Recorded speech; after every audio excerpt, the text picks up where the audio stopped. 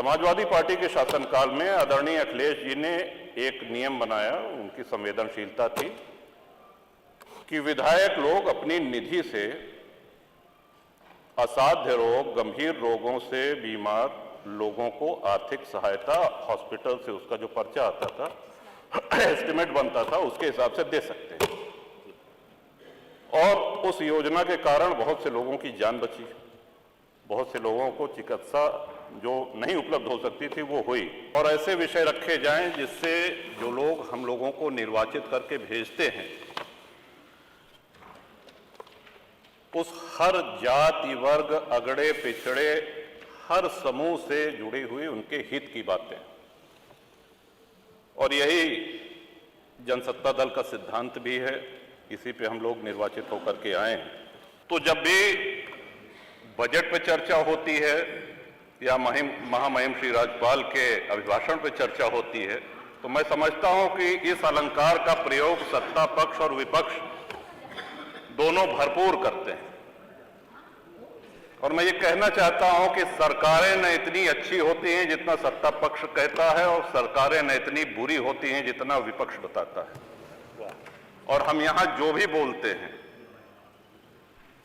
वो हमारे भाग्य विधाता जनता जनार्दन वो बाहर सुनती है, उसका आकलन करती है। हम यहां कितनी भी लच्छेदार भाषा में पक्ष या विपक्ष में कुछ भी कह लें, जाना हमको वही है, वही है, उन्हीं के पास जाना है और फैसला भी उन्हीं का मानना पड़ेगा।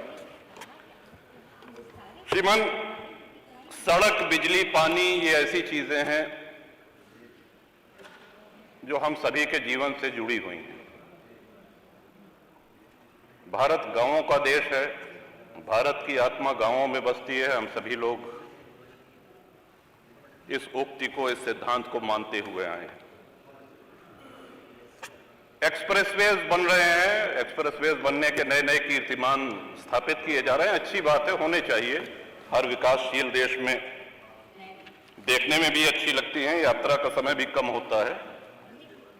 लेकिन कहीं ऐसा तो नहीं है कि एक्सप्रेसवे के चक्कर में हम गांव की सड़कों को भूल गए हैं। आज ग्रामीण सड़कों का जो हाल है, जो गड्ढे हैं, क्या ऐसा तो नहीं कि उस ओर हमारा ध्यान नहीं जा रहा है? सड़कें गड्ढा मुक्त नहीं है श्रीमन, और उसका एक कारण कि जिस क्षमता पे ग्रामीण सड़कें बनाई जाती हैं, कभी हुआ करता था कि ट्रक जो है उसमें 6 चक्के हुआ करते थे। ग्रामीण सड़कों की भार वहन क्षमता 9 टन से अधिक नहीं होती है। आज 52 टन के ट्रक 20 चक्के 22 चक्के उस पर चल रहे हैं, और भार वहन क्षमता उसकी 9 टन पर स्क्वायर इंच PSI है। तो सड़कें तो टूटेंगी, आप कब तक गड्ढे भरवाते रहेंगे? ये हम सभी के क्षेत्रों से जुड़ी हुई समस्या है श्रीमन। तो या तो ऐसे 10-20 चक्के वाले जो ट्रक है, जो 15-20 चक्के वाले ट्रक हैं, इनको वर्जित कर दिया जाए। एक अधिकतम उसकी भार वहन सीमा निर्धारित कर दी जाए कि इससे अधिक भारी ट्रक ग्रामीण सड़कों पर नहीं चलेंगे, और या तो फिर ग्रामीण सड़कें उस मानक के अनुसार बनाई जाएं कि ट्रक गुजर जाने के बाद अगर साइकिल और मोटरसाइकिल से या सामान्य यात्री उस सड़क पे चल रहा है तो उसको भी गड्ढा मुक्त सड़क का अनुभव हो, आनंद मिले। ये बहुत ही गंभीर विषय है श्रीमन। श्रीमन, एक सुझाव और देना चाहता हूं जो प्रदेश सरकार के हाथ में तो नहीं है, लेकिन अगर आप संस्तुति कर देंगे तो प्रदेशवासियों का बहुत भला हो जाएगा। समाजवादी पार्टी के शासनकाल में आदरणीय अखिलेश जी ने एक नियम बनाया, उनकी संवेदनशीलता थी कि विधायक लोग अपनी निधि से असाध्य रोग, गंभीर रोगों से बीमार लोगों को आर्थिक सहायता हॉस्पिटल से उसका जो पर्चा आता था, एस्टिमेट बनता था, उसके हिसाब से दे सकते हैं। और उस योजना के कारण बहुत से लोगों की जान बची, बहुत से लोगों को चिकित्सा जो नहीं उपलब्ध हो सकती थी वो हुई। माननीय योगी जी ने उस योजना की उपयोगिता को देखते हुए उसको आगे बढ़ाया।